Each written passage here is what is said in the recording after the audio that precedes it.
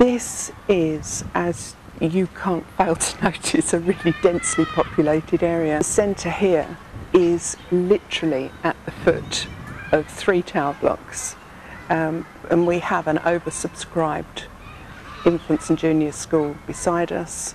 We have got, as you say, a lovely little church.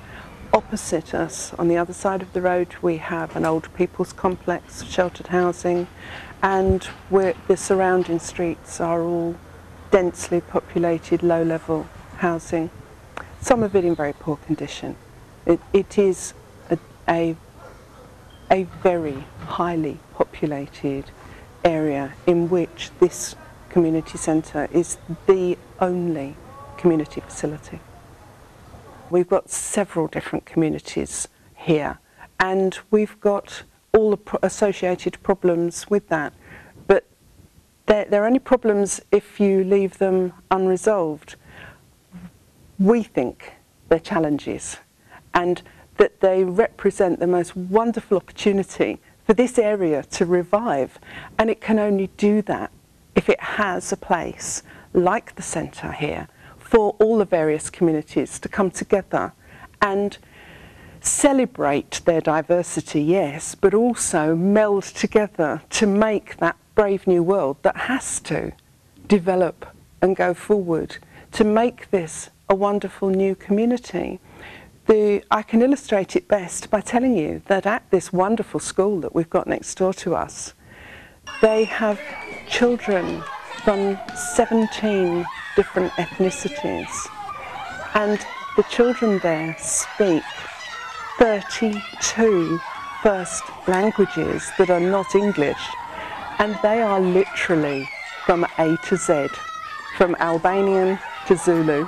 When we first became responsible for the building, I was told that we weren't in a position to apply to anywhere for funding unless we were a registered charity, and unfortunately we just weren't in a position to do it. So we wasted nearly the first year because I understood that there was nowhere for us to go, and then fortunately I found out that that wasn't true, that there are funders who will only give to registered charities, but there are other magnificent funders who will give to voluntary community groups with charitable aims like us. We weren't in a position to raise the funds ourselves or to save them from our booking fees or anything like that.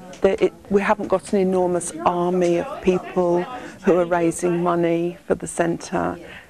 It's been literally a case of, it's like disaster management. The place was a disaster and it had to be managed.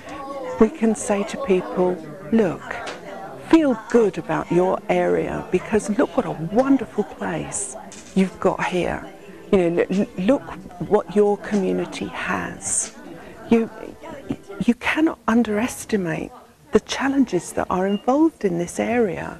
When I think of Southend and I think of Westcliff, I think of a fairly affluent part of southeast Essex. It's a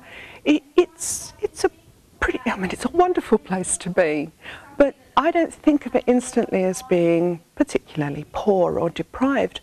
But on almost every index that there is, this particular area consistently registers as one of the most deprived and disadvantaged in the whole country. We're about the community and everybody looking after each other.